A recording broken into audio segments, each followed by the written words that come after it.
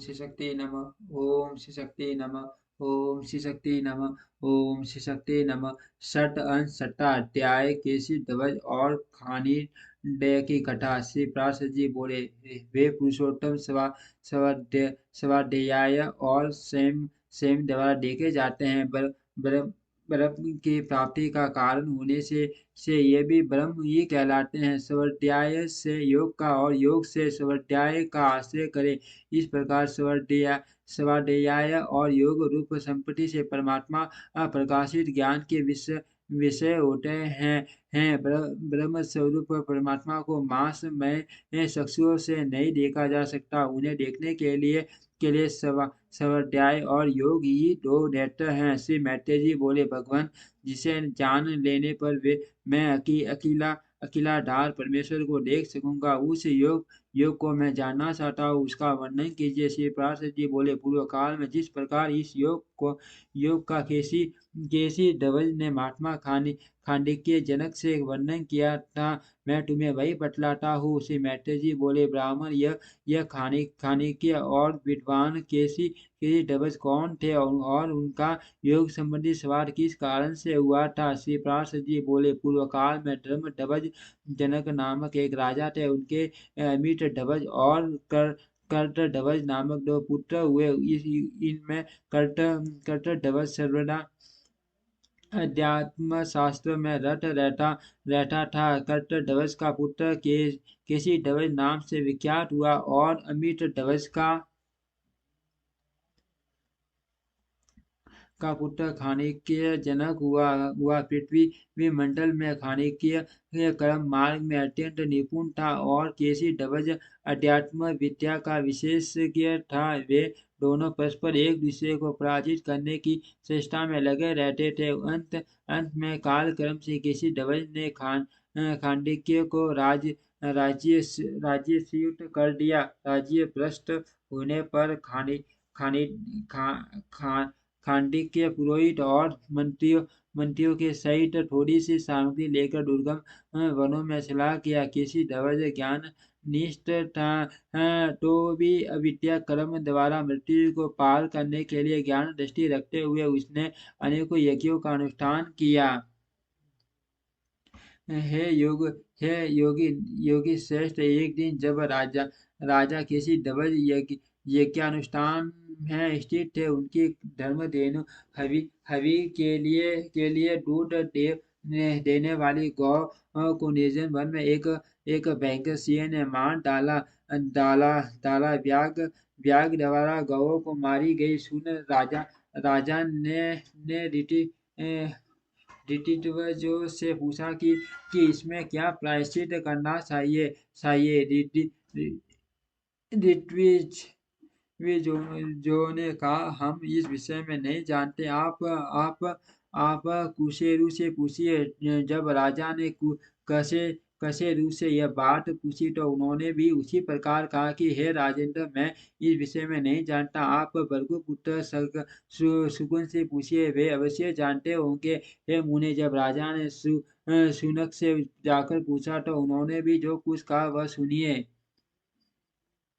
इस समय भूमंडल में इस बात को न कसेरू जानता है, न मैं जानता हूँ और न कोई और ही जानता है, केवल जिसे तुमने परास्त परास्त किया है, वह तुम्हारा शत्रु खानी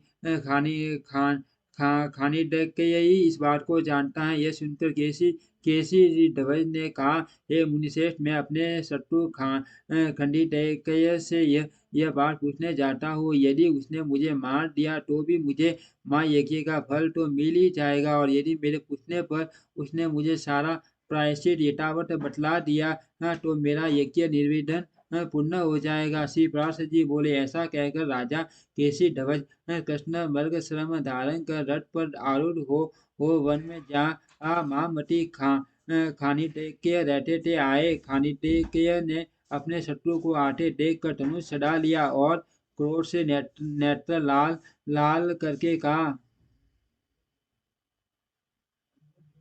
खानी खांडिके बोले, अरे क्या तू कृष्णा जीन रूप कवच बांध कर हम लोगों को मारेगा क्या? तू यह समझता है कि कृष्ण मृग शर्म धारण किए हुए मुझ पर यह प्रहार नहीं करेगा?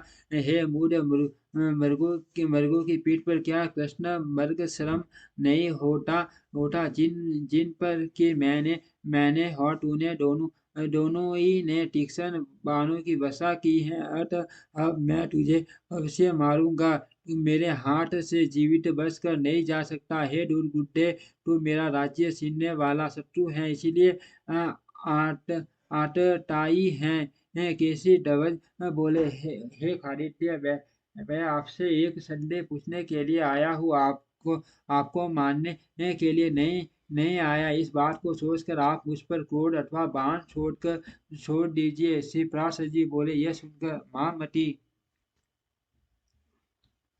खांडिके ने अपने संपूर्ण पुरोहित और मंत्रियों से एकांत में सलाह की।